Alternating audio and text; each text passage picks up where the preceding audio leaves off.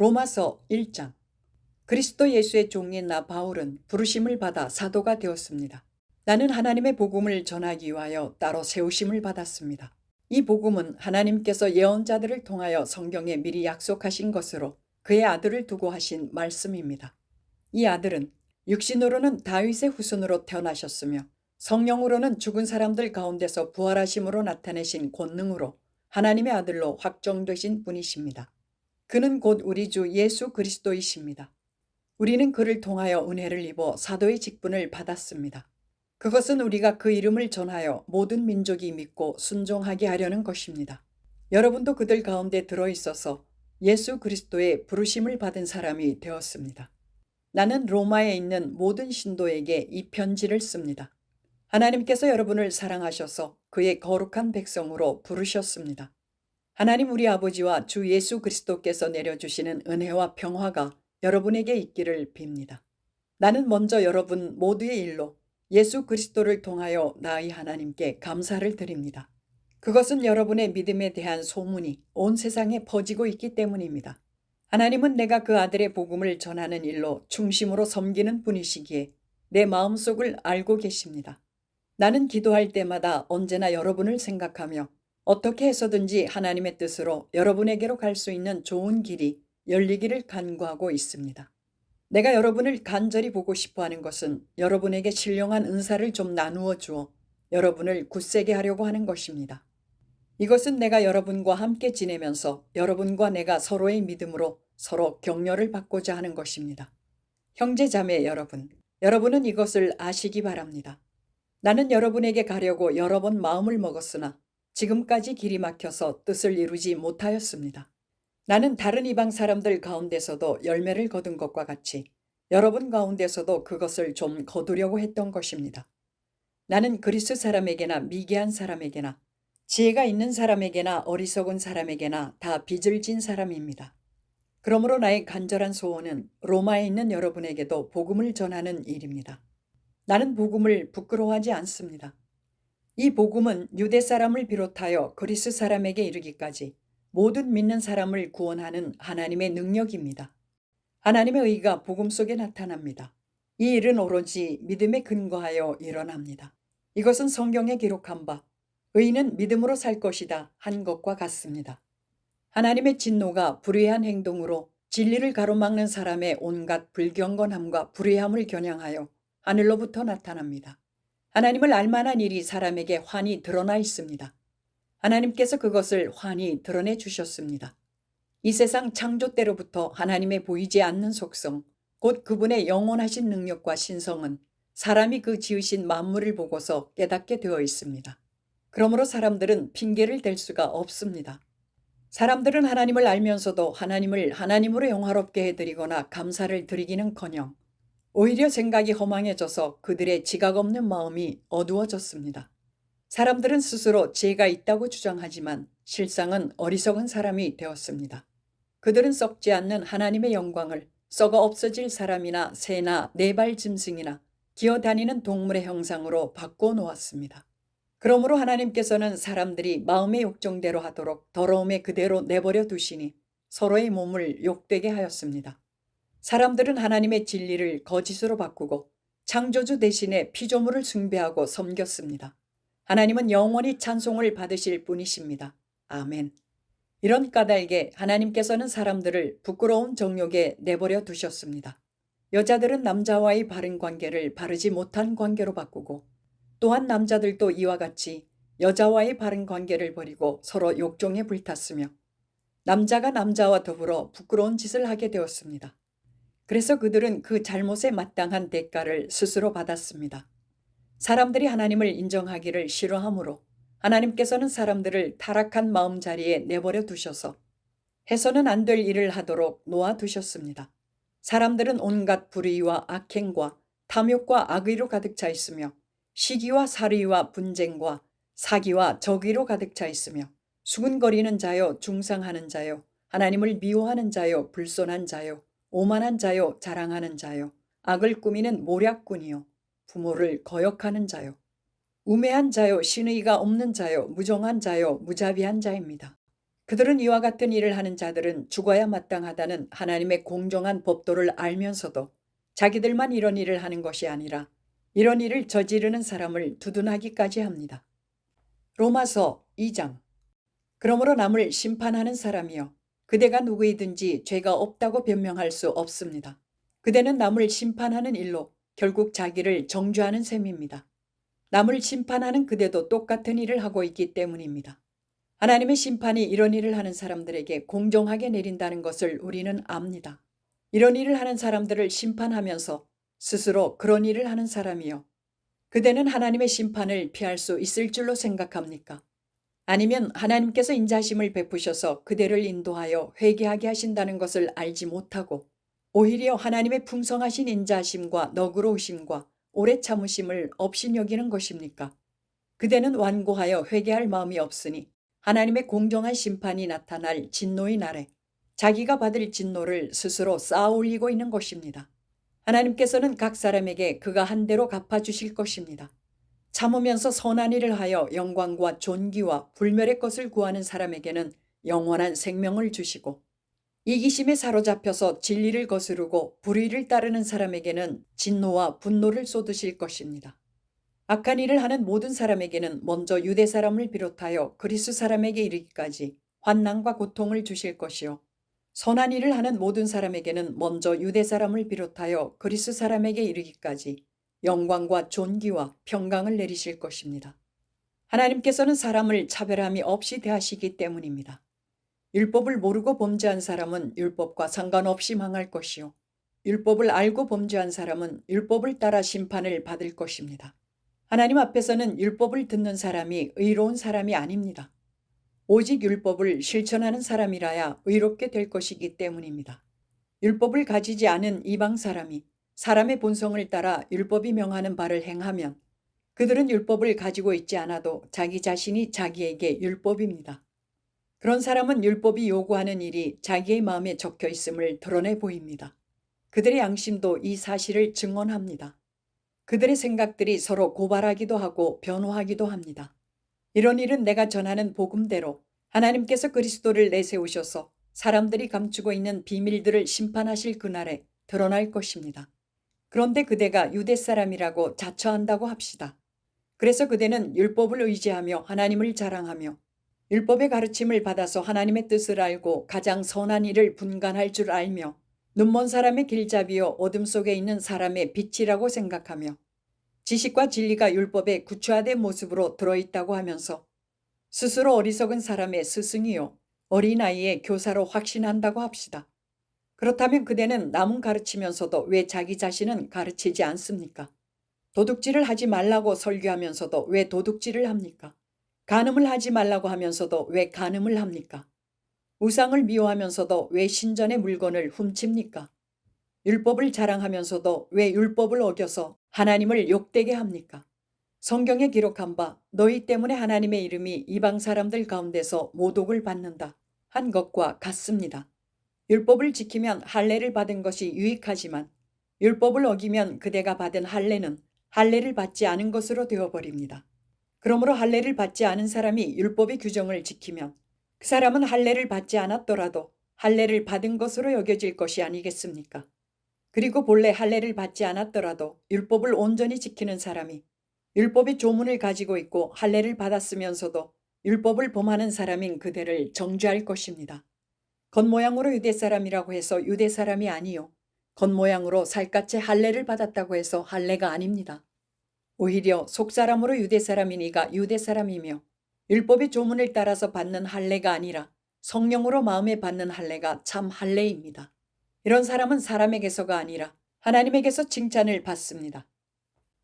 로마서 3장. 그러면 유대 사람의 특권은 무엇이며 할례의 이로움은 무엇입니까? 모든 면에서 많이 있습니다. 첫째는 그들이 하나님의 말씀을 맡았다는 것입니다. 그런데 그들 가운데서 얼마가 신실하지 못했다고 해서 무슨 일이라도 일어납니까? 그들이 신실하지 못했다고 해서 하나님의 신실하심이 없어지겠습니까? 그럴 수 없습니다. 사람은 다 거짓말쟁이이지만 하나님은 참되십니다. 성경에 기록한 바 주님께서는 말씀하실 때에 의로우시다 인정을 받으시고 재판을 받으실 때에 주님께서 이기시려는 것입니다. 한 것과 같습니다. 그런데 우리의 불의가 하나님의 의를 드러나게 한다면 무엇이라고 말하겠습니까? 우리에게 진노를 내리시는 하나님이 불의하시다는 말입니까? 이것은 사람들이 말하는 방식으로 내가 말해본 것입니다. 절대로 그럴 수 없습니다. 만일 그렇다면 하나님께서 어떻게 세상을 심판하실 수 있겠습니까? 다음과 같이 반박하는 사람도 있을 것입니다. 나의 거짓됨 때문에 하나님의 참되심이 더욱 분명하게 드러나서 하나님께 영광이 돌아간다면 왜 나도 역시 여전히 죄인으로 판정을 받습니까? 더욱이 좋은 일이 생기게 하기 위하여 악한 일을 하자 하고 말할 수 있겠습니까? 사실 어떤 사람들은 우리가 그런 말을 한다고 비방합니다. 그런 사람들은 심판을 받아야 마땅합니다. 그러면 무엇을 말해야 하겠습니까? 우리 유대 사람이 이방 사람보다 낫습니까? 전혀 그렇지 않습니다. 유대 사람이나 그리스 사람이나 다 같이 죄 아래에 있음을 우리가 이미 지적하였습니다.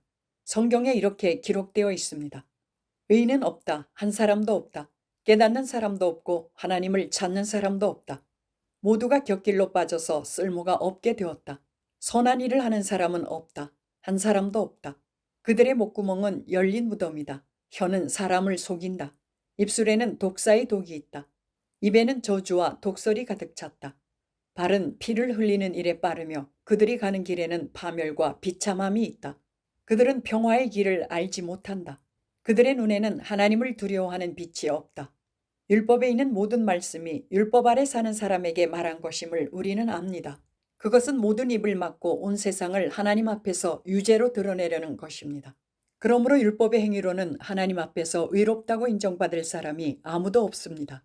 율법으로는 죄를 인식할 뿐입니다. 그러나 이제는 율법과는 상관없이 하나님의 의가 나타났습니다.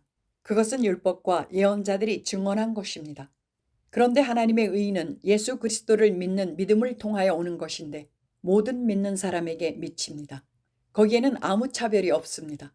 모든 사람이 죄를 범하였습니다. 그래서 사람은 하나님의 영광에 못 미치는 처지에 놓여 있습니다. 그러나 사람은 그리스도 예수 안에서 얻는 구원으로 말미암아 하나님의 은혜로 값없이 의롭다는 선고를 받습니다. 하나님께서는 이 예수를 속죄 제물로 내주셨습니다. 그것은 그의 피를 믿을 때에 유효합니다. 하나님께서 이렇게 하신 것은 사람들이 이제까지 지은 죄를 너그럽게 보아주심으로써 자기의 의를 나타내시려는 것이었습니다. 하나님께서 오래 참으시다가 지금 이때에 자기의 의로우심을 나타내신 것은 하나님은 의로우신 분이시라는 것과 예수를 믿는 사람은 누구나 의롭다고 하신다는 것을 보여주시려는 것입니다. 그렇다면 사람이 자랑할 것이 어디에 있습니까? 전혀 없습니다. 무슨 법으로 의롭게 됩니까? 행위의 법으로 됩니까? 아닙니다. 믿음의 법으로 됩니다. 사람이 율법의 행위와는 상관없이 믿음으로 의롭다고 인정을 받는다고 우리는 생각합니다. 하나님은 유대 사람만의 하나님이십니까? 이방 사람의 하나님도 되시지 않습니까? 그렇습니다. 이방 사람의 하나님도 되십니다. 참으로 하나님은 오직 한 분뿐이십니다. 그러므로 하나님께서는 할례를 받은 사람도 믿음을 보시고 의롭다고 하시고 할례를 받지 않은 사람도 믿음을 보시고 의롭다고 하십니다. 그러면 믿음으로 말미암아 우리가 율법을 폐합니까? 그럴 수 없습니다. 도리어 율법을 굳게 세웁니다. 로마서 4장. 그러면 육신상으로 우리의 조상인 아브라함이 무엇을 얻었다고 우리가 말할 수 있겠습니까? 아브라함이 행위로 의롭게 되었더라면 그에게는 자랑할 것이 있었을 것입니다. 그러나 하나님 앞에서는 자랑할 것이 없습니다. 성경이 무엇이라고 말합니까? 아브라함이 하나님을 믿으니 하나님께서 그를 의롭다고 여기셨다 하였습니다. 일을 하는 사람에게는 품삯을 은혜로 주는 것으로 치지 않고 당연한 보수로 주는 것으로 생각합니다. 그러나 경건하지 못한 사람을 의롭다고 하시는 분을 믿는 사람은 비록 아무 공로가 없어도 그의 믿음이 의롭다고 인정을 받습니다. 그래서 행한 것이 없어도 하나님께서 의롭다고 여겨주시는 사람이 받을 복을 다윗도 다음과 같이 말하였습니다. 하나님께서 잘못을 용서해 주시고 죄를 덮어주신 사람은 복이 있다. 주님께서 죄 없다고 인정해 주실 사람은 복이 있다. 그러면 이러한 복은 할례를 받은 사람에게만 내리는 것입니까? 그렇지 않으면 할례를 받지 않은 사람에게도 내리는 것입니까? 우리는 앞에서 말하기를 하나님께서 아브라함의 믿음을 의로 여기셨다 하였습니다. 그러면 어떻게 아브라함이 그러한 인정을 받았습니까? 그가 할례를 받은 후에 그렇게 되었습니까? 그렇지 않으면 할례를 받기 전에 그렇게 되었습니까? 그것은 할례를 받은 후에 된 일이 아니라 할례를 받기 전에 된 일입니다. 아브라함이 할례라는 표를 받았는데 그것은 그가 할례를 받지 않은 상태에서 이미 얻은 믿음의 의를 확증하는 것이었습니다. 그래서 그는 할례를 받지 않고도 믿는 모든 사람의 조상이 되었으니 이것은 할례를 받지 않은 사람들도 의롭다는 인정을 받게 하려는 것이었습니다. 또 그는 할례를 받은 사람의 조상이 되기도 하였습니다. 다시 말하면 할례만을 받은 것이 아니라 또한 우리 조상 아브라함이 할례를 받지 않은 상태에서 걸어간 믿음의 발자취를 따라가는 사람들의 조상이 되었습니다. 아브라함이나 그 자손에게 주신 하나님의 약속, 곧 그들이 세상을 물려받을 상속자가 되리라는 것은 율법으로 말미암은 것이 아니라 믿음의 의로 말미암은 것입니다. 율법을 의지하는 사람들이 상속자가 된다면 믿음은 무의미한 것이 되고 약속은 헛된 것이 됩니다. 율법은 진노를 불러옵니다. 율법이 없는 곳에는 범법도 없습니다. 이런 까닭에 이 약속은 믿음에 근거한 것입니다. 그것은 하나님께서 아브라함에게 이 약속을 은혜로 주셔서 이것을 그의 모든 후손에게도 곧 율법으로 사는 사람들에게만이 아니라 아브라함이 지닌 믿음으로 사는 사람들에게도 보장하시려는 것입니다. 아브라함은 우리 모두의 조상입니다. 이것은 성경에 기록된 대로 내가 너를 많은 민족의 조상으로 세웠다 함과 같습니다. 이 약속은 그가 믿은 하나님, 다시 말하면 죽은 사람들을 살리시며 없는 것들을 불러내어 있는 것이 되게 하시는 하나님께서 보장하신 것입니다. 아브라함은 희망이 사라진 때에도 바라면서 믿었으므로 너의 자손이 이와 같이 많아질 것이다 하신 말씀대로 많은 민족의 조상이 되었습니다. 그는 나이가 100세가 되어서 자기 몸이 이미 죽은 것이나 다름없고 또한 사라의 태도 죽은 것이나 다름없는 줄 알면서도 그는 믿음이 약해지지 않았습니다. 그는 하나님의 약속을 믿고 의심하지 않았습니다. 오히려 그는 믿음이 굳세어져서 하나님께 영광을 돌렸습니다. 그는 하나님께서 스스로 약속하신 바를 능히 이루실 것이라고 확신하였습니다. 그래서 하나님께서는 이것을 보시고 그를 의롭다고 여겨주셨습니다. 그가 의롭다는 인정을 받았다 하는 말은 아브라함만을 위하여 기록된 것이 아니라 하나님께서 의롭다고 여겨주실 우리, 곧 우리 주 예수를 죽은 사람들 가운데서 살리신 분을 믿는 우리까지도 위한 것입니다. 예수는 우리의 범죄 때문에 죽임을 당하셨고 우리를 의롭게 하시려고 살아나셨습니다. 로마서 5장. 그러므로 우리는 믿음으로 의롭다 하심을 받았으므로 우리 주 예수 그리스도로 말미암아 하나님과 더불어 평화를 누리고 있습니다. 우리는 또한 그리스도로 말미암아 지금 서 있는 이 은혜의 자리에 믿음으로 나오게 되었으며 하나님의 영광에 이르게 될 소망을 품고 자랑을 합니다. 그뿐만 아니라 우리는 환난을 자랑합니다. 우리가 알기로 환난은 인내력을 낳고 인내력은 단련된 인격을 낳고 단련된 인격은 희망을 낳는 줄을 알고 있기 때문입니다. 이 희망은 우리를 실망시키지 않습니다. 하나님께서 우리에게 주신 성령을 통하여 그의 사랑을 우리 마음속에 부어주셨기 때문입니다. 우리가 아직 약할 때에 그리스도께서는 제때에 경건하지 않은 사람을 위하여 죽으셨습니다. 의인을 위해서라도 죽을 사람은 거의 없습니다. 더욱이 선한 사람을 위해서라도 감히 죽을 사람은 드뭅니다. 그러나 우리가 아직 죄인 되었을 때에 그리스도께서 우리를 위하여 죽으셨습니다. 이리하여 하나님께서는 우리들에 대한 자기의 사랑을 실증하셨습니다. 그러므로 지금 우리가 그리스도의 피로 의롭게 되었으니 그리스도로 말미암아 하나님의 진노에서 구원을 얻으리라는 것은 더욱 확실합니다. 우리가 하나님의 원수일 때에도 하나님의 아들의 죽으심으로 말미암아 하나님과 화해하게 되었다면 화해한 우리가 하나님의 생명으로 구원을 얻으리라는 것은 더욱더 확실한 일입니다. 그뿐만 아니라 우리는 또한 우리 주 예수 그리스도로 말미암아 하나님을 자랑합니다. 우리는 지금 그로 말미암아 하나님과 화해를 하게 된 것입니다. 그러므로 한 사람으로 말미암아 죄가 세상에 들어왔고 또 그 죄로 말미암아 죽음이 들어온 것과 같이 모든 사람이 죄를 지었기 때문에 죽음이 모든 사람에게 이르게 되었습니다. 율법이 있기 전에도 죄가 세상에 있었으나 율법이 없을 때에는 죄가 죄로 여겨지지 않았습니다. 그러나 아담 시대로부터 모세 시대에 이르기까지는 아담의 범죄와 같은 죄를 짓지 않은 사람들까지도 죽음의 지배를 받았습니다. 아담은 장차 오실 분의 모형이었습니다. 그러나 하나님께서 은혜를 베푸실 때에 생긴 일은 아담 한 사람이 범죄했을 때에 생긴 일과 같지 않습니다. 한 사람의 범죄로 많은 사람이 죽었으나 하나님의 은혜와 예수 그리스도 한 사람의 은혜로 말미암은 선물은 많은 사람에게 더욱더 넘쳐나게 되었습니다. 또한 하나님께서 주시는 선물은 한 사람의 범죄의 결과와 같지 않습니다. 한 범죄에서는 심판이 뒤따라와서 유죄 판결이 내려졌습니다마는 많은 범죄에서는 은혜가 뒤따라와서 무죄 선언이 내려졌습니다. 아담 한 사람의 범죄 때문에 그 한 사람으로 말미암아 죽음이 왕노릇하게 되었다면 넘치는 은혜와 의의 선물을 받는 사람들은 예수 그리스도 한 분으로 말미암아 생명 안에서 왕노릇하게 되리라는 것은 더욱더 확실합니다. 그러니 한 사람의 범죄 행위 때문에 모든 사람이 유죄 판결을 받았는데 이제는 한 사람의 의로운 행위 때문에 모든 사람이 의롭다는 인정을 받아서 생명을 얻게 되었습니다.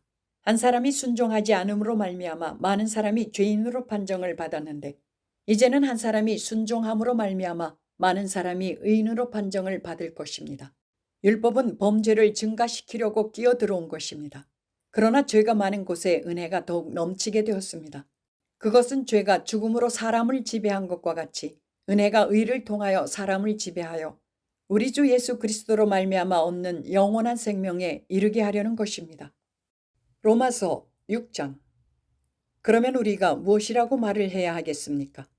은혜를 더하게 하려고 여전히 죄 가운데 머물러 있어야 하겠습니까? 그럴 수 없습니다.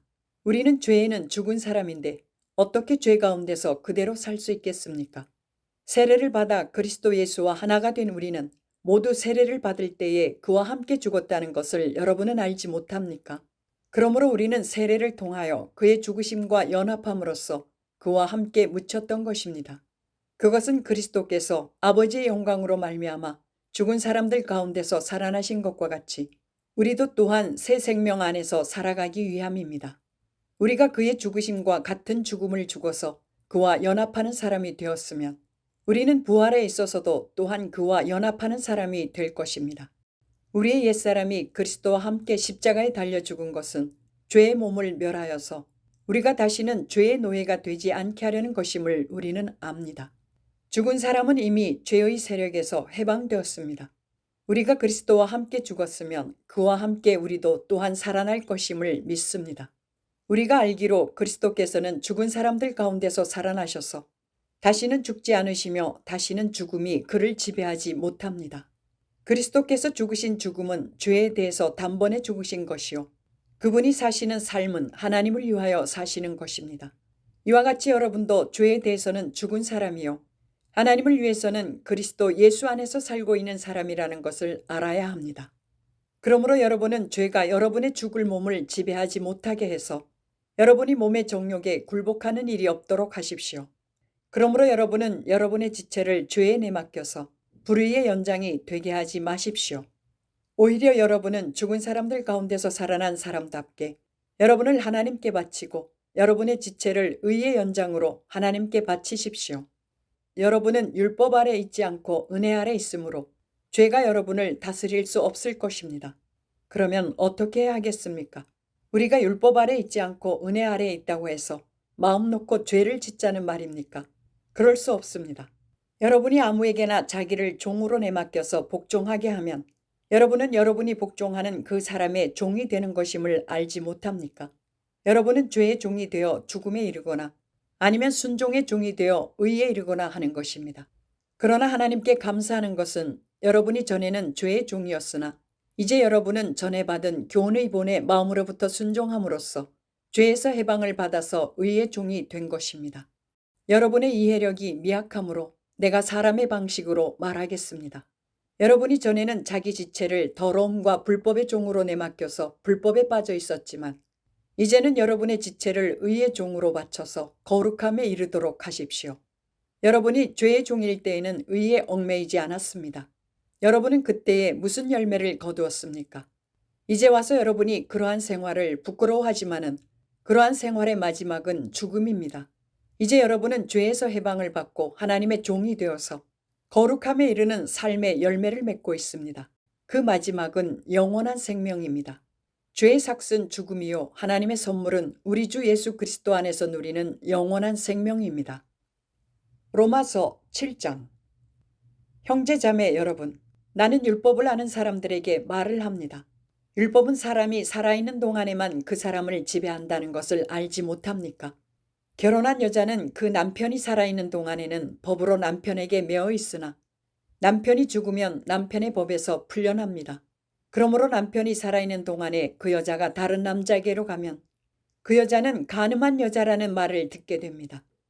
그러나 남편이 죽으면 그 법에서 해방되는 것이므로 다른 남자에게로 갈지라도 간음한 여자가 되지 않습니다. 나의 형제자매 여러분, 그러므로 여러분도 그리스도의 몸으로 말미암아 율법에 대해서는 죽임을 당했습니다. 그래서 여러분은 다른 분, 곧 죽은 사람들 가운데서 살아나신 그분에게 속하게 되었습니다.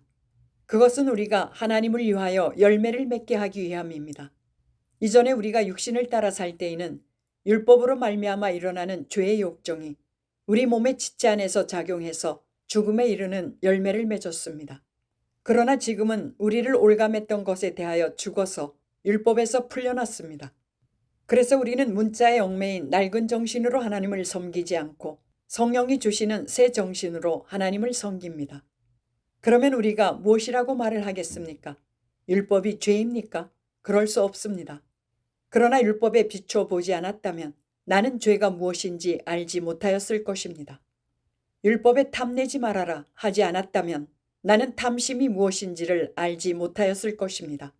그러나 죄는 이 계명을 통하여 틈을 타서 내 속에서 온갖 탐욕을 일으켰습니다. 율법이 없으면 죄는 죽은 것입니다. 전에는 율법이 없어서 내가 살아 있었는데 계명이 들어오니까 죄는 살아나고 나는 죽었습니다. 그래서 나를 생명으로 인도해야 할 그 계명이 도리어 나를 죽음으로 인도한다는 것이 드러났습니다. 죄가 그 계명을 통하여 틈을 타서 나를 속이고 또 그 계명으로 나를 죽였습니다. 그러므로 율법은 거룩하며 계명도 거룩하고 의롭고 선한 것입니다. 그러니 그 선한 것이 나에게 죽음을 안겨주었다는 말입니까? 그럴 수 없습니다. 그러나 죄를 죄로 드러나게 하려고 죄가 그 선한 것을 방편으로 하여 나에게 죽음을 일으켰습니다. 그것은 계명을 방편으로 하여 죄를 극도로 죄답게 되게 하려는 것이었습니다. 우리는 율법이 신령한 것인 줄 압니다. 그러나 나는 육정의 메인 존재로서 죄 아래에 팔린 몸입니다. 나는 내가 하는 일을 도무지 알 수가 없습니다. 내가 해야겠다고 생각하는 일은 하지 않고 도리어 해서는 안 되겠다고 생각하는 일을 하고 있으니 말입니다. 내가 그런 일을 하면서도 그것을 해서는 안 되겠다고 생각하는 것은 곧 율법이 선하다는 사실에 동의하는 것입니다. 그렇다면 그와 같은 일을 하는 것은 내가 아니라 내 속에 자리를 잡고 있는 죄입니다. 나는 내 속에 곧 내 육신 속에 선한 것이 깃들여 있지 않다는 것을 압니다. 나는 선을 행하려는 의지는 있으나 그것을 실행하지는 않으니 말입니다. 나는 내가 원하는 선한 일은 하지 않고 도리어 원하지 않는 악한 일을 합니다. 내가 해서는 안 되는 것을 하면 그것을 하는 것은 내가 아니라 내 속에 자리를 잡고 있는 죄입니다. 여기에서 나는 법칙 하나를 발견하였습니다. 곧 나는 선을 행하려고 하는데 그러한 나에게 악이 붙어 있다는 것입니다. 나는 속사람으로는 하나님의 법을 즐거워하나 내 지체에는 다른 법이 있어서 내 마음의 법과 맞서서 싸우며 내 지체에 있는 죄의 법에 나를 포로로 만드는 것을 봅니다. 아, 나는 비참한 사람입니다. 누가 이 죽음의 몸에서 나를 건져주겠습니까? 우리 주 예수 그리스도를 통하여 나를 건져주신 하나님께 감사를 드립니다. 그러니 나 자신은 마음으로는 하나님의 법을 섬기고 육신으로는 죄의 법을 섬기고 있습니다. 로마서 8장. 그러므로 그리스도 예수 안에 있는 사람들은 정죄를 받지 않습니다. 그것은 그리스도 예수 안에서 생명을 누리게 하는 성령의 법이 당신을 죄와 죽음의 법에서 해방하여 주었기 때문입니다. 육신으로 말미암아 율법이 미약해져서 해낼 수 없었던 그 일을 하나님께서 해결하셨습니다. 곧 하나님께서는 자기의 아들을 죄된 육신을 지닌 모습으로 보내셔서 죄를 없애시려고 그 육신에다 죄의 선고를 내리셨습니다. 그것은 육신을 따라 살지 않고 성령을 따라 사는 우리가 율법이 요구하는 바를 이루게 하시려는 것입니다. 육신을 따라 사는 사람은 육신에 속한 것을 생각하나 성령을 따라 사는 사람은 성령에 속한 것을 생각합니다. 육신에 속한 생각은 죽음입니다. 그러나 성령에 속한 생각은 생명과 평화입니다. 육신에 속한 생각은 하나님께 품는 적대감입니다. 그것은 하나님의 법을 따르지 않으며 또 복종할 수도 없습니다. 육신의 매인 사람은 하나님을 기쁘게 해드릴 수 없습니다. 그러나 하나님의 영이 여러분 안에 살아계시면 여러분은 육신 안에 있지 않고 성령 안에 있습니다. 누구든지 그리스도의 영이 없으면 그리스도의 사람이 아닙니다. 또한 그리스도께서 여러분 안에 살아계시면 여러분의 몸은 죄 때문에 죽은 것이지만 영은 의 때문에 생명을 얻습니다. 예수를 죽은 사람들 가운데서 살리신 분의 영이 여러분 안에 살아계시면 그리스도를 죽은 사람들 가운데서 살리신 분께서 여러분 안에 계신 자기의 영으로 여러분의 죽을 몸도 살리실 것입니다. 그러므로 형제 자매 여러분, 우리는 빚을 지고 사는 사람들이지만 육신의 빚을 진 것이 아닙니다. 우리는 육신을 따라 살아야 할 존재가 아닙니다. 여러분이 육신을 따라 살면 죽을 것입니다. 그러나 여러분이 성령으로 몸의 행실을 죽이면 살 것입니다. 하나님의 영으로 인도함을 받는 사람은 누구나 다 하나님의 자녀입니다. 여러분은 또다시 두려움에 빠뜨리는 종살이의 영을 받은 것이 아니라 자녀로 삼으시는 영을 받았습니다. 그래서 우리는 그 영으로 하나님을 아빠 아버지라고 부릅니다. 바로 그때에 그 성령이 우리의 영과 함께 우리가 하나님의 자녀임을 증언하십니다. 자녀이면 상속자이기도 합니다. 우리가 그리스도와 함께 영광을 받으려고 그와 함께 고난을 받으면 우리는 하나님이 정하신 상속자요 그리스도와 더불어 공동 상속자입니다. 현재 우리가 겪는 고난은 장차 우리에게 나타날 영광에 견주면 아무것도 아니라고 나는 생각합니다. 피조물은 하나님의 자녀들이 나타나기를 간절히 기다리고 있습니다. 피조물이 허무에 굴복했지만 그것은 자의로 그렇게 한 것이 아니라 굴복하게 하신 그분이 그렇게 하신 것입니다. 그러나 소망은 남아 있습니다. 그것은 곧 피조물도 썩어짐의 종살이에서 해방되어서 하나님의 자녀가 누릴 영광된 자유를 얻으리라는 것입니다. 모든 피조물이 이제까지 함께 신음하며 함께 해산의 고통을 겪고 있다는 것을 우리는 압니다. 그뿐만 아니라 첫 열매로서 성령을 받은 우리도 자녀로 삼아 주실 것을, 곧 우리 몸을 속량하여 주실 것을 고대하면서 속으로 신음하고 있습니다. 우리는 이 소망으로 구원을 얻었습니다. 눈에 보이는 소망은 소망이 아닙니다. 보이는 것을 누가 바라겠습니까? 그러나 우리가 보이지 않는 것을 바라면 참으면서 기다려야 합니다. 이와 같이 성령께서도 우리의 약함을 도와주십니다. 우리는 어떻게 기도해야 할지도 알지 못하지만 성령께서 친히 이루다 말할 수 없는 탄식으로 우리를 대신하여 간구하여 주십니다. 사람의 마음을 꿰뚫어 보시는 하나님께서는 성령의 생각이 어떠한지를 아십니다. 성령께서 하나님의 뜻을 따라 성도를 대신하여 간구하시기 때문입니다.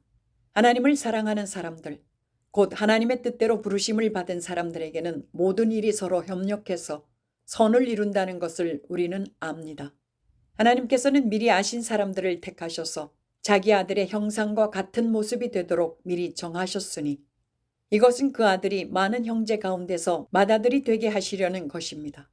그리하여 하나님께서는 이미 정하신 사람들을 부르시고 또한 부르신 사람들을 의롭게 하시고 의롭게 하신 사람들을 또한 영화롭게 하셨습니다.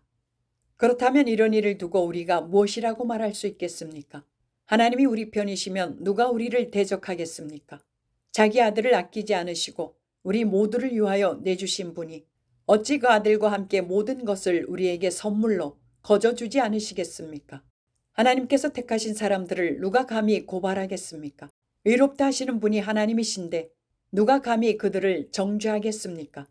그리스도 예수는 죽으셨지만 오히려 살아나셔서 하나님의 오른쪽에 계시며 우리를 위하여 대신 간구하여 주십니다. 누가 우리를 그리스도의 사랑에서 끊을 수 있겠습니까? 환난입니까? 곤고입니까? 박해입니까? 굶주림입니까? 헐벗음입니까? 위협입니까? 또는 칼입니까? 성경에 기록한 바 우리는 종일 주님을 위하여 죽임을 당합니다. 우리는 도살당할 양과 같이 여김을 받았습니다. 한 것과 같습니다. 그러나 우리는 이 모든 일에서 우리를 사랑하여 주신 그분을 힘입어서 이기고도 남습니다. 나는 확신합니다. 죽음도 삶도 천사들도 권세자들도 현재일도 장래일도 능력도 높음도 깊음도 그 밖에 어떤 피조물도 우리를 우리 주 예수 그리스도 안에 있는 하나님의 사랑에서 끊을 수 없습니다. 로마서 9장. 나는 그리스도 안에서 참말을 하고 거짓말을 하지 않습니다. 내 양심이 성령을 힘입어서 이것을 증언하여 줍니다. 나에게는 큰 슬픔이 있고 내 마음에는 끊임없는 고통이 있습니다. 나는 육신으로 내 동족인 내 결혈을 위하는 일이면 내가 저주를 받아서 그리스도에게서 끊어질지라도 달게 받겠습니다. 내 동족은 이스라엘 백성입니다. 그들에게는 하나님의 자녀로서의 신분이 있고 하나님을 모시는 영광이 있고 하나님과 맺은 언약들이 있고 율법이 있고 예배가 있고 하나님의 약속들이 있습니다. 족장들은 그들의 조상이요 그리스도도 육신으로는 그들에게서 태어나셨습니다. 그는 만물 위에 계시며 영원토록 찬송을 받으실 하나님이십니다. 아멘. 그러나 하나님의 약속의 말씀이 패했다고는 할 수 없습니다. 이스라엘에게서 태어난 사람이라고 해서 다 이스라엘 사람이 아니고 아브라함의 자손이라고 해서 다 그의 자녀가 아닙니다. 다만 이삭에게서 태어난 사람만을 너의 자손이라고 부르겠다 하셨습니다. 이것은 곧 육신의 자녀가 하나님의 자녀가 되는 것이 아니라 약속의 자녀가 참 자손으로 여겨지리라는 것을 뜻합니다. 그 약속의 말씀은 내년에 내가 다시 올 때쯤에는 사라에게 아들이 있을 것이다 한 것입니다. 그뿐만 아니라 리브가도 우리 조상 이삭 한 사람에게서 쌍둥이 아들을 수태하였는데 그들이 태어나기도 전에 무슨 선이나 악을 행하기도 전에 택하심이라는 원리를 따라 세우신 하나님의 계획이 살아있게 하시려고 또 이러한 일이 사람의 행위에 근거하는 것이 아니라 부르시는 분께 달려있음을 나타내시려고 하나님께서 리브가에게 말씀하시기를 형이 동생을 섬길 것이다 하셨습니다. 이것은 성경에 기록한 바 내가 야곱을 사랑하고 에서를 미워하였다 한 것과 같습니다. 그러면 우리가 무엇이라고 말을 해야겠습니까? 하나님이 불공평하신 분이라는 말입니까? 그럴 수 없습니다. 하나님께서 모세에게 말씀하시기를 내가 긍휼히 여길 사람을 긍휼히 여기고 불쌍히 여길 사람을 불쌍히 여기겠다 하셨습니다. 그러므로 그것은 사람의 의지나 노력에 달려있는 것이 아니라 하나님의 자비에 달려 있습니다. 그래서 성경에 바로를 두고 말씀하시기를 내가 이 일을 하려고 너를 세웠다. 곧 너로 말미암아 내 능력을 나타내고 내 이름을 온 땅에 전파하게 하려는 것이다 하셨습니다. 그러므로 하나님께서는 긍휼히 여기시고자 하는 사람을 긍휼히 여기시고 완악하게 하시고자 하는 사람을 완악하게 하십니다. 그러면 그대는 내게 이렇게 말할 것입니다. 그렇다면 어찌하여 하나님께서는 사람을 책망하시는가? 누가 하나님의 뜻을 거역할 수 있다는 말인가?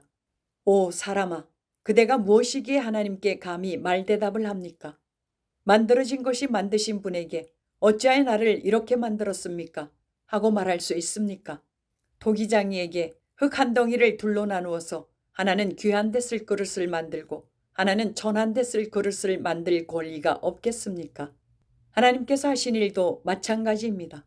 하나님께서 진노하심을 보이시고 권능을 알리시기를 원하시면서도 멸망받게 되어 있는 진노의 대상들에 대하여 꾸준히 참으시면서 너그럽게 대해주시고 영광을 받도록 예비하신 자비의 대상들에 대하여 자기의 풍성하신 영광을 알리시고자 하셨더라도 어떻다는 말입니까?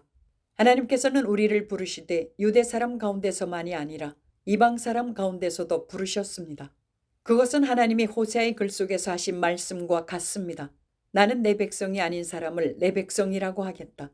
내가 사랑하지 않던 백성을 사랑하는 백성이라고 하겠다.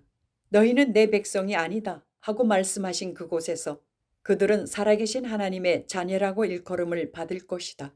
그리고 또 이사야는 이스라엘을 두고 이렇게 외쳤습니다. 이스라엘 자손의 수가 바다의 모래와 같이 많을지라도 남은 사람만이 구원을 얻을 것이다.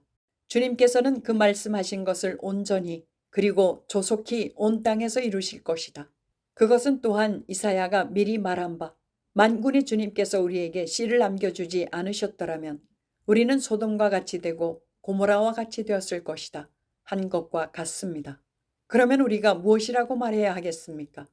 의를 추구하지 않은 이방 사람들이 의를 얻었습니다. 그것은 믿음에서 난 의입니다. 그런데 이스라엘은 의의 율법을 추구하였지만 그 율법에 이르지 못하였습니다. 어찌하여 그렇게 되었습니까? 그들은 믿음에 근거하여 의에 이르려고 한 것이 아니라 행위에 근거하여 의에 이르려고 했기 때문입니다. 그들은 걸림돌에 걸려 넘어진 것입니다. 그것은 성경에 기록한 바와 같습니다. 보아라, 내가 시온에 부딪히는 돌과 걸려 넘어지게 하는 바위를 둔다. 그러나 그를 믿는 사람은 부끄러움을 당하지 않을 것이다. 로마서 10장. 형제자매 여러분, 내 마음의 간절한 소원과 내 동족을 위하여 하나님께 드리는 내 기도의 내용은 그들이 구원을 얻는 일입니다. 나는 증언합니다. 그들은 하나님을 섬기는데 열성이 있습니다. 그러나 그 열성은 올바른 지식에서 생긴 것이 아닙니다.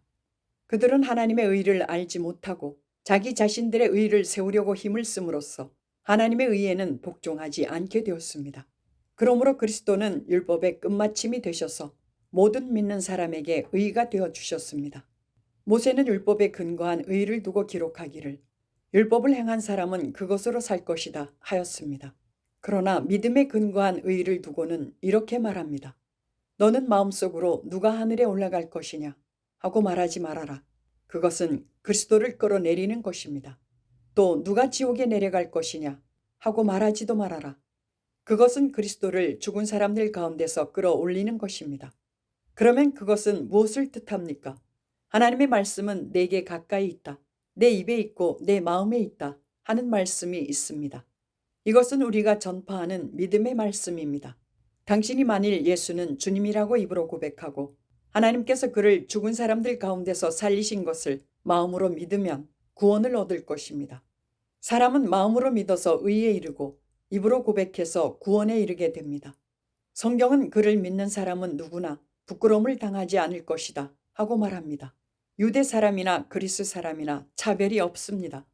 그는 모든 사람에게 똑같이 주님이 되어주시고 그를 부르는 모든 사람에게 풍성한 은혜를 내려주십니다. 주님의 이름을 부르는 사람은 누구든지 구원을 얻을 것입니다. 그런데 사람들은 자기들이 믿은 적이 없는 분을 어떻게 부를 수 있겠습니까? 또 들은 적이 없는 분을 어떻게 믿을 수 있겠습니까? 선포하는 사람이 없으면 어떻게 들을 수 있겠습니까? 보내심을 받지 않았는데 어떻게 선포할 수 있겠습니까? 성경에 기록한 바 기쁜 소식을 전하는 이들의 발걸음이 얼마나 아름다우냐 한 것과 같습니다. 그러나 모든 사람이 다 복음에 순종한 것은 아닙니다. 이사야는 주님, 우리가 전하는 소식을 누가 믿었습니까? 하고 말하였습니다. 그러므로 믿음은 들음에서 생기고 들음은 그리스도를 전하는 말씀에서 비롯됩니다. 그러면 내가 묻습니다. 그들은 들은 일이 없습니까? 물론 그렇지 않습니다. 성경 말씀에 그들의 목소리가 온 땅에 퍼지고 그들의 말이 땅끝까지 퍼졌다 하였습니다. 내가 다시 묻습니다. 이스라엘이 알지 못하였습니까? 이에 대하여 하나님께서 먼저 모세를 통하여 이렇게 말씀하셨습니다. 나는 내 백성이 아닌 사람들로 너희의 질투심을 일으키고 미련한 백성들로 너희의 분노를 자아내겠다. 또한 이사야는 매우 담대하게 이렇게 말씀을 전하였습니다. 나를 찾지 않는 사람들을 내가 만나주고 나를 구하지 않는 사람들에게 내가 나타났다. 또한 이사야는 하나님께서 이스라엘을 보고 복종하지 않고 거역하는 백성에게 나는 온종일 내 손을 내밀었다 하신 말씀을 선포하였습니다. 로마서 11장. 그러면 내가 묻습니다. 하나님께서 자기 백성을 버리신 것은 아닙니까? 그럴 수 없습니다. 나도 이스라엘 사람이요 아브라함의 후손이요 베냐민 지파에 속한 사람입니다. 하나님께서는 미리 아신 자기 백성을 버리지 않으셨습니다. 여러분은 성경이 엘리야를 두고 하신 말씀을 알지 못합니까? 그가 이스라엘을 고발하여 하나님께 이렇게 호소하였습니다. 주님, 그들은 주님의 예언자들을 죽이고 주님의 제단들을 헐어버렸습니다. 남은 것은 나 혼자밖에 없는데 그들은 내 목숨마저 찾고 있습니다. 그런데 하나님께서는 그에게 어떻게 대답하셨습니까? 내가 바알에게 무릎을 꿇지 않은 사람 7,000명을 내 앞에 남겨두었다 하셨습니다. 이와 같이 지금 이 시기에도 은혜로 택하심을 입은 사람들이 남아 있습니다. 은혜로 된 것이면 행위에 근거한 것이 아닙니다. 그렇지 않으면 그 은혜는 이미 은혜가 아닙니다. 그러면 무슨 결과가 생겼습니까? 이스라엘 백성은 찾던 것을 얻지 못하였지만 택하심을 받은 사람들은 그것을 얻었습니다. 그리고 그 나머지 사람들은 완고해졌습니다. 성경에 이렇게 기록한 바와 같습니다. 하나님께서 그들에게는 혼미한 영을 주셨으니 오늘까지 그들은 눈이 있어도 보지 못하고 귀가 있어도 듣지 못한다. 다윗도 다음과 같이 말하였습니다. 그들의 밥상이 그들에게 올무가 되고 덫이 되게 하여 주십시오. 그들이 걸려 넘어지고 보복을 받게 하여 주십시오. 그들의 눈이 어두워져서 보지 못하게 되도록 하여 주십시오. 그들의 등이 언제나 굽어 있게 하여 주십시오. 그러면 내가 묻습니다. 이스라엘이 걸려 넘어져서 완전히 쓰러져 망하게끔 되었습니까? 그럴 수 없습니다. 그들의 허물 때문에 구원이 이방 사람에게 이르렀는데 이것은 이스라엘에게 질투하는 마음이 일어나게 하려는 것입니다. 이스라엘의 허물이 세상의 부요함이 되고 이스라엘의 실패가 이방 사람의 부요함이 되었다면 이스라엘 전체가 바로 설 때에는 그 복이 얼마나 더 엄청나겠습니까? 이제 나는 이방 사람인 여러분에게 말합니다. 내가 이방 사람에게 보내심을 받은 사도이니만큼 나는 내 직분을 영광스럽게 생각합니다. 나는 아무쪼록 내 동족에게 질투심을 일으켜서 그 가운데서 몇 사람만이라도 구원하고 싶습니다. 하나님께서 그들을 버리심이 세상과의 화해를 이루는 것이라면 그들을 받아들이심은 죽은 사람들 가운데서 살아나는 삶을 주심이 아니고 무엇이겠습니까?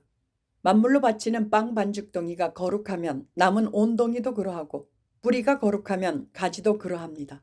그런데 참 올리브 나무 가지들 가운데서 얼마를 잘라내시고서 그 자리에다 돌 올리브 나무인 그대를 접붙여 주셨기 때문에 그대가 참 올리브 나무의 뿌리에서 올라오는 양분을 함께 받게 된 것이면 그대는 본래의 가지들을 향하여 우쭐대지 말아야 합니다. 비록 그대가 우쭐댈지라도 그대가 뿌리를 지탱하는 것이 아니라 뿌리가 그대를 지탱한다는 것을 명심해야 합니다. 그러므로 본래의 가지가 잘려나간 것은 그 자리에 내가 접붙임을 받게 하시려는 것이었다 하고 그대는 말해야 할 것입니다. 옳습니다. 그 가지들이 잘린 것은 믿지 않은 탓이고 그대가 그 자리에 붙어있는 것은 믿었기 때문입니다. 그러니 교만한 마음을 품지 말고 도리어 두려워하십시오. 하나님께서 본래의 가지들을 아끼지 않으셨으니 접붙은 가지도 아끼지 않으실 것입니다. 그러므로 하나님의 인자하심과 준엄하심을 생각해 보십시오. 하나님은 넘어진 사람들에게는 준엄하십니다. 그러나 그대가 하나님의 인자하심에 머물러 있으면 하나님이 그대에게 인자하게 대하실 것입니다. 그렇지 않으면 그대도 잘릴 것입니다. 그러나 믿지 않았던 탓으로 잘려나갔던 가지들이 믿게 되면 그 가지들도 접붙임을 받게 될 것입니다. 하나님께서는 그들을 다시 접붙이실 수 있습니다.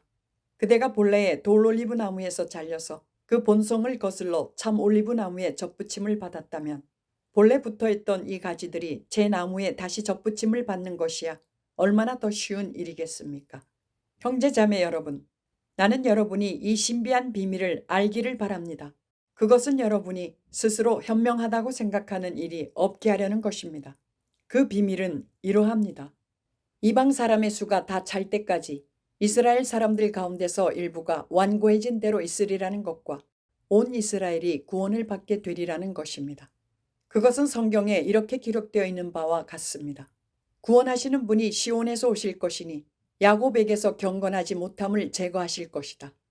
이것은 그들과 나 사이의 언약이니 내가 그들의 죄를 없앨 때에 이루어질 것이다.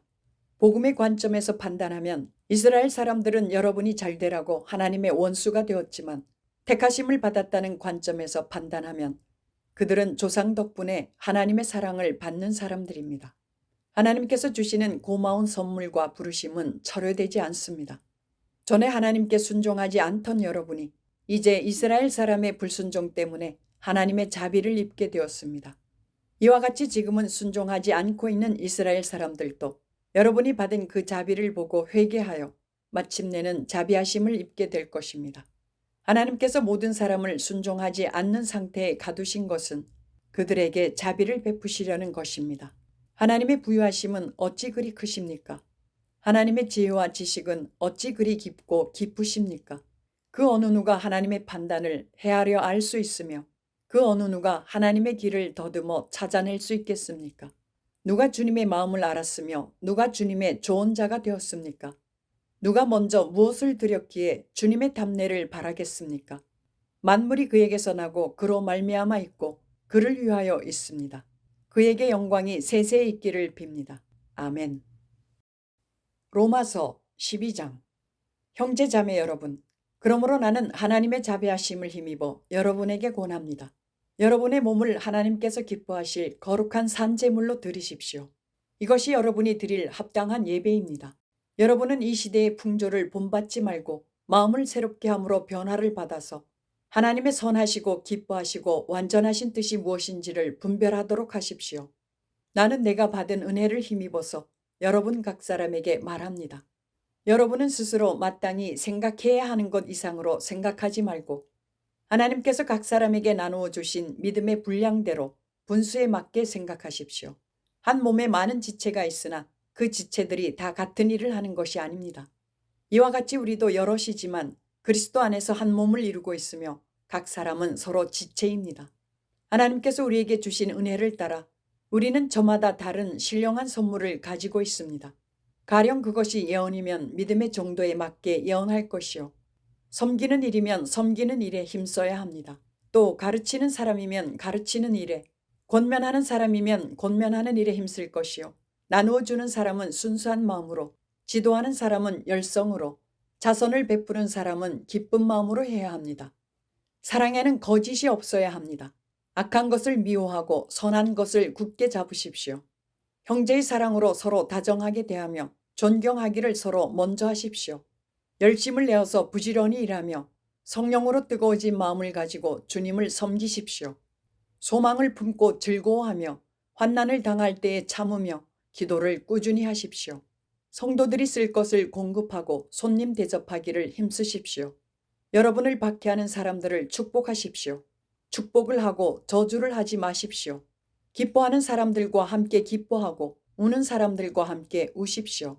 서로 한 마음이 되고 교만한 마음을 품지 말고 비천한 사람들과 함께 사귀고 스스로 지혜가 있는 체 하지 마십시오. 아무에게도 악을 악으로 갚지 말고 모든 사람이 선하다고 생각하는 일을 하려고 애쓰십시오. 여러분 쪽에서 할 수 있는 대로 모든 사람과 더불어 화평하게 지내십시오. 사랑하는 여러분, 여러분은 스스로 원수를 갚지 말고 그 일은 하나님의 진노하심에 맡기십시오. 성경에도 기록하기를 원수 갚는 것은 내가 할 일이니 내가 갚겠다고 주님께서 말씀하신다 하였습니다. 내 원수가 줄이거든 먹을 것을 주고 그가 목말라 하거든 마실 것을 주어라. 그렇게 하는 것은 내가 그의 머리 위에다가 숯불을 쌓는 셈이 될 것이다 하였습니다. 악에게 지지 말고 선으로 악을 이기십시오.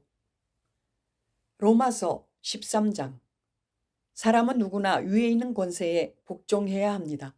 모든 권세는 하나님께로부터 온 것이며 이미 있는 권세들도 하나님께서 세워주신 것입니다. 그러므로 권세를 거역하는 사람은 하나님의 명을 거역하는 것이요. 거역하는 사람은 심판을 받게 될 것입니다.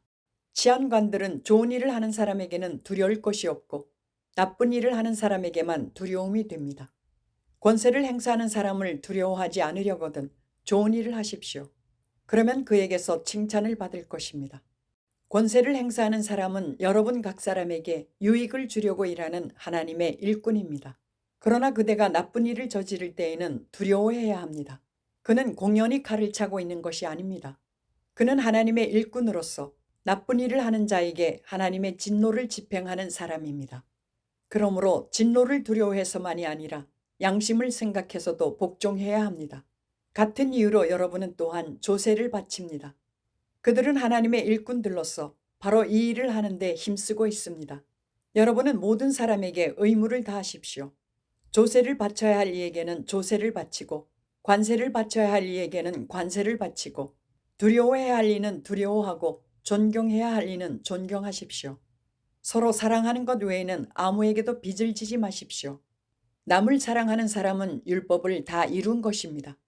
간음하지 말아라, 살인하지 말아라, 도둑질하지 말아라, 탐내지 말아라 하는 계명과 그 밖에 또 다른 계명이 있을지라도 모든 계명은 내 이웃을 내 몸과 같이 사랑하여라 하는 말씀에 요약되어 있습니다. 사랑은 이웃에게 해를 입히지 않습니다. 그러므로 사랑은 율법의 완성입니다. 여러분은 지금이 어느 때인지 압니다. 잠에서 깨어나야 할 때가 벌써 되었습니다. 지금은 우리의 구원이 우리가 처음 믿을 때보다 더 가까워졌습니다. 밤이 깊고 낮이 가까이 왔습니다. 그러므로 우리는 어둠의 행실을 벗어버리고 빛의 갑옷을 입읍시다. 낮에 행동하듯이 단정하게 행합시다. 호사한 연회와 술 취함, 음행과 방탕, 싸움과 시기에 빠지지 맙시다. 주 예수 그리스도로 옷을 입으십시오. 정욕을 채우려고 육신의 일을 꾀하지 마십시오. 로마서 14장. 여러분은 믿음이 약한 이를 받아들이고 그의 생각을 시비거리로 삼지 마십시오. 어떤 사람은 모든 것을 다 먹을 수 있다고 생각하지만 믿음이 약한 사람은 채소만 먹습니다.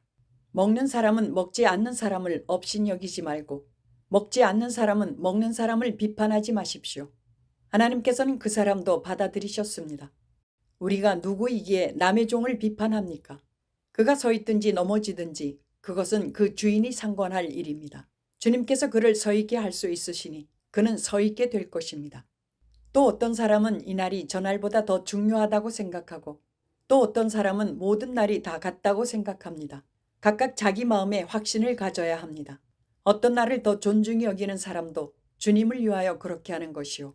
먹는 사람도 주님을 위하여 먹으며 먹을 때에 하나님께 감사를 드립니다.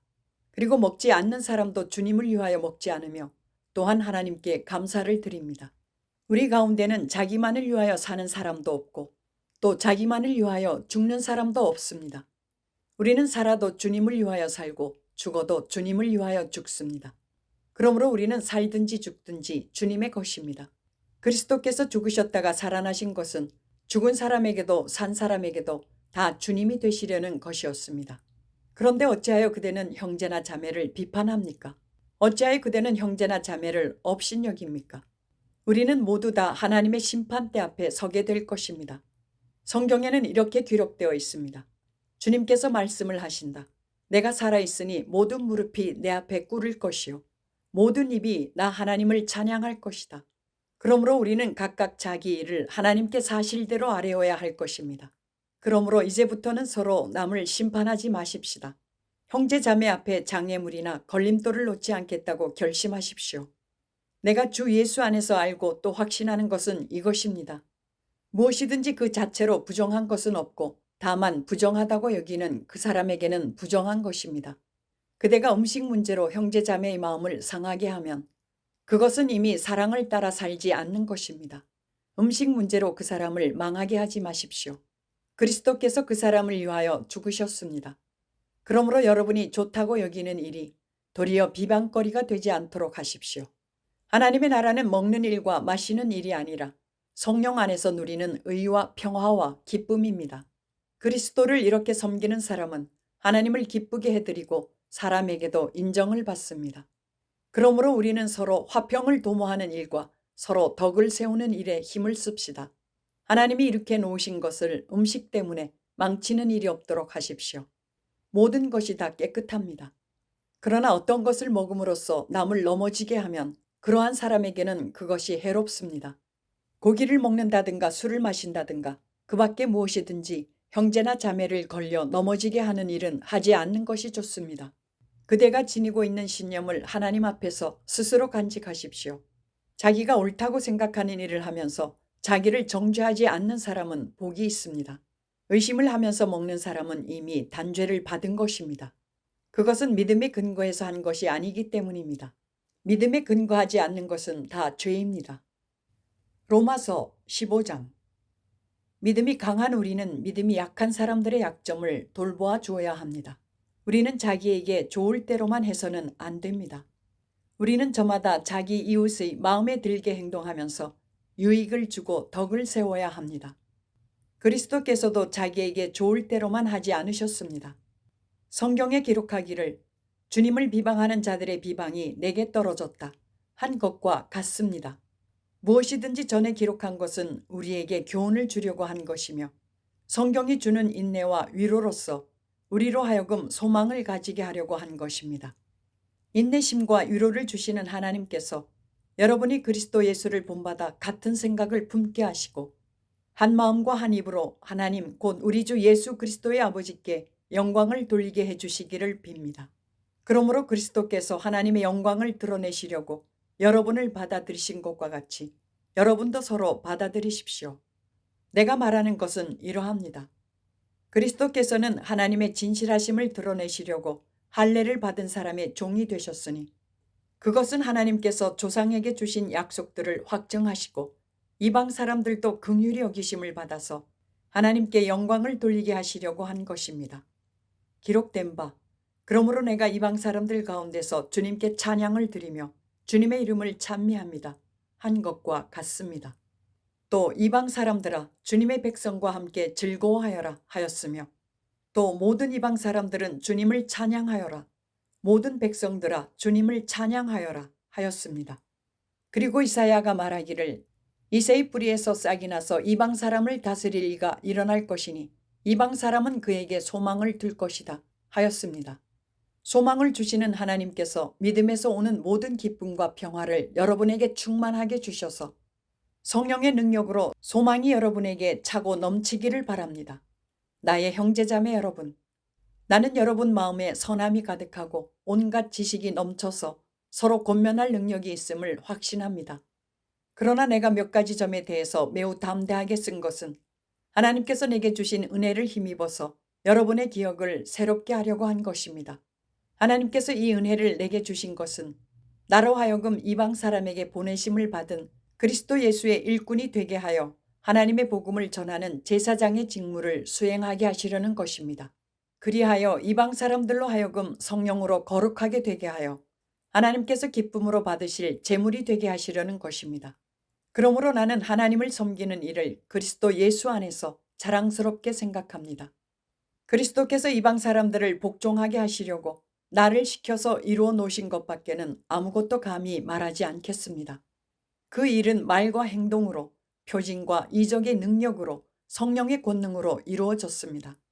그래서 나는 예루살렘에서 일루리곤에 이르기까지 두루 다니면서 그리스도의 복음을 남김없이 전파하였습니다. 나는 이와 같이 그리스도의 이름이 알려진 곳 말고 알려지지 않은 곳에서 복음을 전하는 것을 명예로 삼았습니다.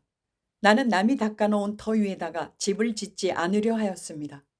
성경에 이렇게 기록한 바 그의 일을 알지 못하던 사람들이 보게 될 것이요 듣지 못하던 사람들이 깨닫게 될 것이다 한 것과 같습니다. 그래서 내가 여러분에게로 가려고 하였으나 여러 번 길이 막혔습니다. 그러나 이제는 이 지역에서 내가 일해야 할 곳이 더 없습니다. 여러 해 전부터 여러분에게로 가기를 바라고 있었으므로 내가 스페인으로 갈 때에 지나가는 길에 여러분을 만나보고 잠시 동안만이라도 여러분과 먼저 기쁨을 나누려고 합니다. 그 다음에 여러분의 후원을 얻어 그곳으로 가게 되기를 바랍니다.